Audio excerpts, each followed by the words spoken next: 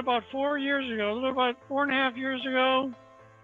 I started having trouble with writing and picking up small items like coins or credit cards off of a table. And I had bad knees as well. And I was seeing my orthopedic doctor, and I said, "Is there something wrong with my elbow? Is there a nerve pinched in my arm that I can't write?" He said, "No, it's in your brain." And I went to a neurologist, and 4 years ago I was diagnosed. Mm-hmm. I see the doctors in the US are very direct. No, it's in your brain. Yeah, well, I appreciate directness.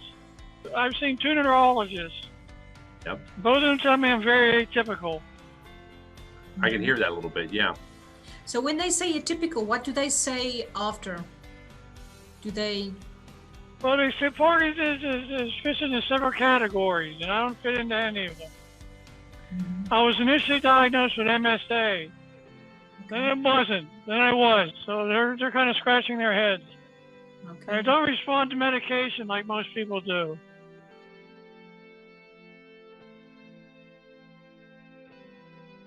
My work is not physical. I'm at a desk, but still, it's a lot of concentration and sometimes a lot of stress. Sure. That will kill. And I had a bad week this week. Even normal, the mental stress and wear you out physically. I just saw something that was in Popular Press. I haven't read the research article showing that stress often exacerbates symptoms of Parkinson's, and that's not new to anybody who's been working here, but it's nice to see it in a research context. So you're right. Yeah, I'm stressed. My voice gets weak. I stutter. I slur. My wife can tell when I'm tired. Yeah. Your voice is actually probably your canary in the coal mine, so to speak. Exactly. Yeah. Okay. And so you mentioned you were having difficulties with your handwriting and moving your arms to eat, right? That's what you... Yes, that's my most recent complaint is if I'm at a desk working on my computer, my non-dominant hand is becoming affected. My left hand is becoming affected. So sometimes I have trouble moving it. It's like I was really looking at my notes, and you're having issues when you're eating. You even get fatigued, right? Sometimes at meal times. Yeah. The action of picking my arms up. I have no trouble swallowing. I have trouble chewing. Yeah. So I have to take very small bites. Otherwise, I'll swallow pieces whole.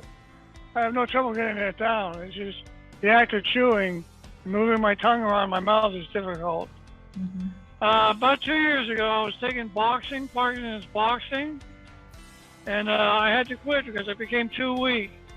And I tend to crash if I exercise. What do you do for exercise now then?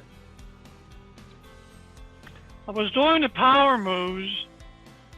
You familiar with that? Oh yeah. And that was wiping me out too. So I finally had to a physical therapist who specializes in Parkinson's.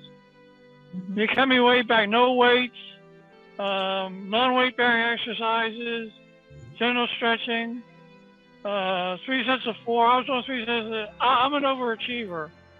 So when I was first doing, I was doing sets of 20, and I had to really ram it back down. Are you still working with that physio? Is it like Ian or somebody at the? It is Ian. Yes, it's Ian. Yeah, he's wonderful.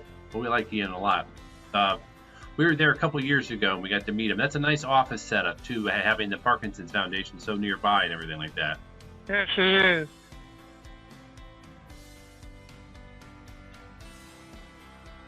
The other thing too is that exacerbates my problems is I have 2 bad knees.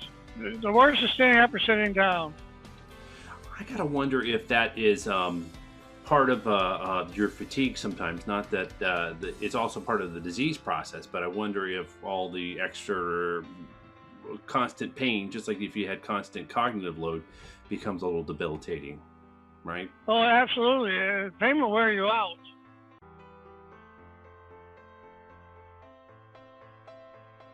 My blood work for myasthenia gravis, I'm on the low side of normal. Mm-hmm. It's like this is the threshold for myasthenia gravis.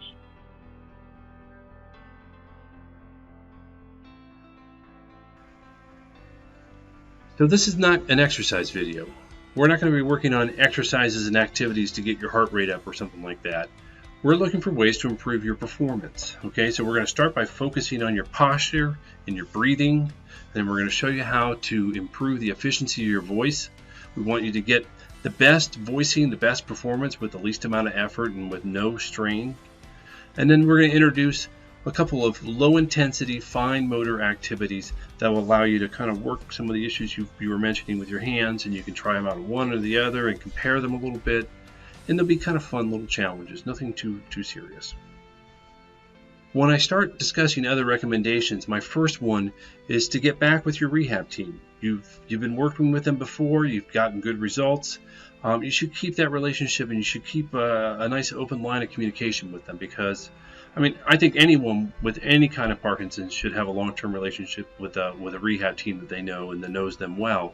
But I would say someone living with an atypical diagnosis should probably step up that timeline a little bit even. And so, often we talk about a dental model where you go in every 6 months to your dentist and they look and they see if there's any problems and they fix them. If they see areas of concern that they're going to check next time.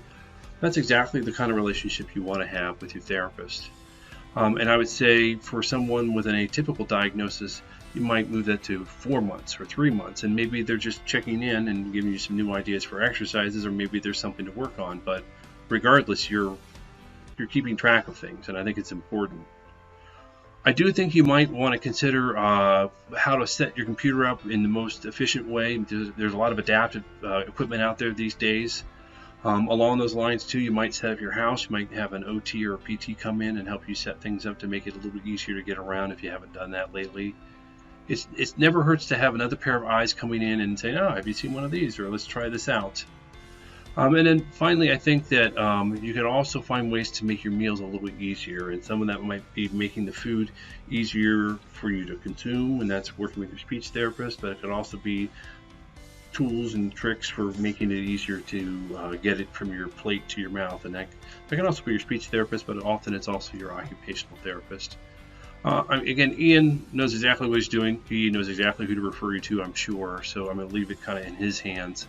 And don't ignore that. Your goal is to give yourself the best performance, the best ability at any given time, whatever you're doing. And I think adapting the environment helps that, but also working with people who know what they're doing also helps that. So don't neglect that.